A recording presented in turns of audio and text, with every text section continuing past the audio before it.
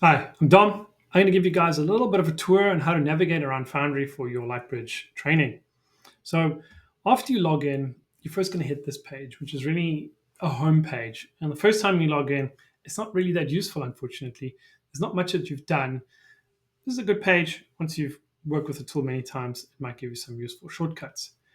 Now, before you go and attempt any examples and things in here, we are following a program. So we have a lot of these in the course. We will take you through them. The first thing I really want you to do is understand where you're going to store things and where you're going to run your work from. So the first place you got to go is on the left here. You'll see there's a very short menu here, and we're going to click on Files.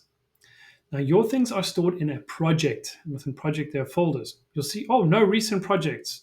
Okay, no recent projects, but you do have projects. You can either click here or click View All Projects. Don't go and create a project. You probably won't have the rights to do it. So we're going to go into the project that has already been set up for you. We'll have your name here, and this is where you will have access as well as the admin people, but nobody else. Right? So once that has been created for you, you now have a space within which to do your training and your learning, and everything in here is managed by you, run by you, controlled by you. All right, this is your sandbox. First thing you might want to do is go and create, for example, a folder. So I'm going to do this one. I know that's one of the first lessons we're going to do. And I really recommend you put every lesson into its own folder. So as we go into this, at some point, you're going to be doing things like creating your own pipeline. So again, we might get to pipeline builder. We might create our pipeline from there. And it's automatically going to know, I want to create it inside their folder. So for example, you'll see test user project, and it's already putting it in that place. So this is very important because you want to be able to get back to these things later on to be able to continue your work on them. A small trick is once it's over here, you can always click star. This will keep something in the left here, but you may even really want your project to be favorited. So I would recommend clicking on that, and then it'll always be available here in the left panel.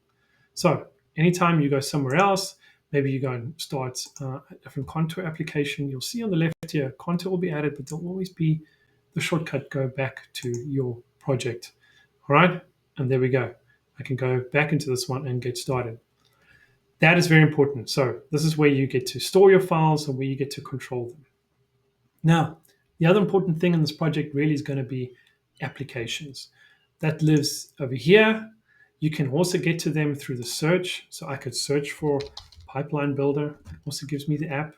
And in fact, I tend to use the search all the time.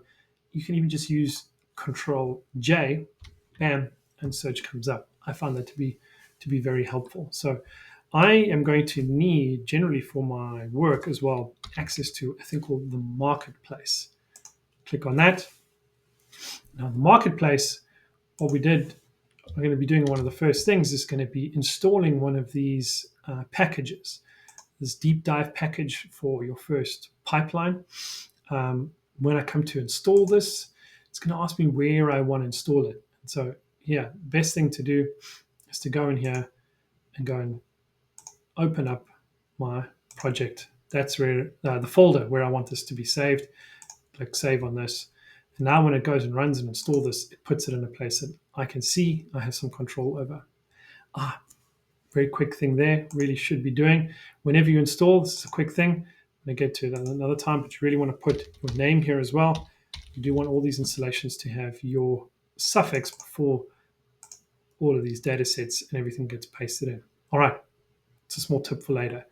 Okay, so that's an example of how you want to make sure you're using your various apps, but saving them back into your folder.